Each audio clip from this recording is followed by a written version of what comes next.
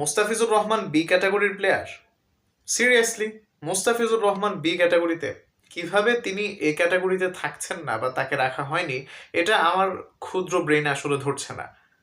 আশ্চর্য! মোস্তাফিজুর রহমান যদি এই ক্যাটাগরিতে থাকতেন তাহলে তার বেতন বা স্যালারি হতো 8 লক্ষ টাকা। মোস্তাফিজুর রহমান এখন পাবেন 6 লক্ষ টাকা।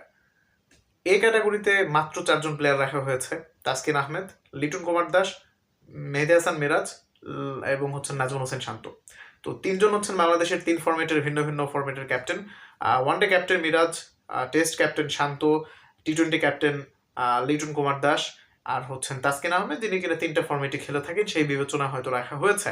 এখন আপনারা যারা বলবেন ভাই মোস্তাফিজ তো টেস্ট খেলে না, লঙ্গার ভার্সন তো তিনি খেলেন না, শুধু টি-20 খেলেন এবং ওয়ানডে খেলেন, তাহলে তো ঠিকই আছে, তাসকিন তো 3টা ফরম্যাটেই খেলে, বাদ বাকি 3জন তো আমাদের ক্যাপ্টেন। তাহলে আপনাদের জ্ঞাতার্থে বলে রাখি, মেহেদী হাসান মিরাজকে টি-20তে কোনোভাবে এখন আর চিন্তা ভাবনা করা হয় না, তাকে রাখাও হয় না, হবেও না, যদি না তিনি প্রমাণ করতে পারেন নিজেকে এনসিএল টি-20তে কিংবা বিপিএলে।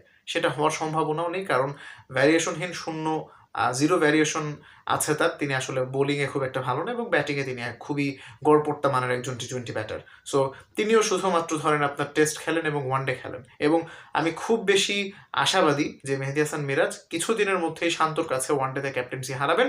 বাজে খেলে হয়তো দল থেকেও বাদ পড়তে পারেন, বাট 10 ওভার করতে পারার কোটাতে তিনি হয়তো বোলার হিসেবে খেললেও খেলতে পারেন ওয়ানডেতে। তো তিনিও আসলে মোটা দাগে 2টা ফরম্যাট খেলেন। এবার লিটন কুমার দাসের কথায় আসি। বাজে খেলার কারণে, ধারাবাহিকভাবে বাজে পারফরমেন্স করার কারণে লিটন কুমার দাসকে ওয়ানডে থেকে বাদ দেওয়া হয়েছিল। সো অ্যাক্টিভলি লিটন কুমার দাসও টি-20 এবং টেস্টে খেলছেন। আবার নাজমুল হোসেন শান্ত, তিনিও বাজে স্ট্রাইক রেটের কারণে বা মন্থর গতির ব্যাটিংয়ের কারণে টি-20 রাডার থেকে ছিটকে পড়েছিলেন। যদিও তিনি 2026-এর বিপিএলে অসাধারণভাবে কামব্যাক করেছেন, হয়তো সামহাও তিনি আবারও যে কোনো দিনে, আপকামিং যে কোনো একটা সিরিজে আমরা তাকে দেখতে পারি টি-20 রাডারে চলে আসতে পারেন তিনি। বাট আপাতত তিনিও 2টা ফরম্যাট খেলেন। তিনি টেস্টে ক্যাপ্টেন, টেস্ট খেলেন, এভাবে দেখালে খুবই জঘন্য লাগছে, নাউযুবিল্লাহ। মানে তিনি টেস্ট খেলছেন এবং আপনার ওয়ানডে খেলছেন, টেস্টে ক্যাপ্টেন, ওয়ানডেতে তিনি খেলছেন। মিরাজ আপনার ওয়ানডেতে ক্যাপ্টেন এবং টেস্টও খেলেন। লিটন কুমার দাস আপনার টি-20তে ক্যাপ্টেন এবং টেস্টও খেলেন। এবং এই 3জন প্লেয়ারও তো 2টা ফরম্যাটে খেলেন, আরেকটা ফরম্যাটেতে বাজে খেলেই তারা বাদ পড়েছেন।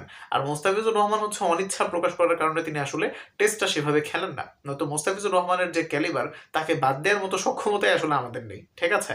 আর এত বড় একটা নাম হওয়ার পরেও তাকে আসলে কিভাবে তারা এ ক্যাটাগরিতে না রেখে বি ক্যাটাগরিতে রেখেছে, আমার ভাই মাথায় ধরছে না। আপনাদের কি মাথায় ধরছে কিনা অবশ্যই কমেন্ট করবেন। আর আরেকটা বিষয় বলে রাখা ভালো, এবার কোনো A+ ক্যাটাগরি রাখা আসলে হয়নি। এ ক্যাটাগরি, বি ক্যাটাগরি, এভাবে ক্যাটাগরাইজ করা হয়েছে। সো এটাই বেসিকলি কথাবার্তা, যা বলার ছিল বললাম।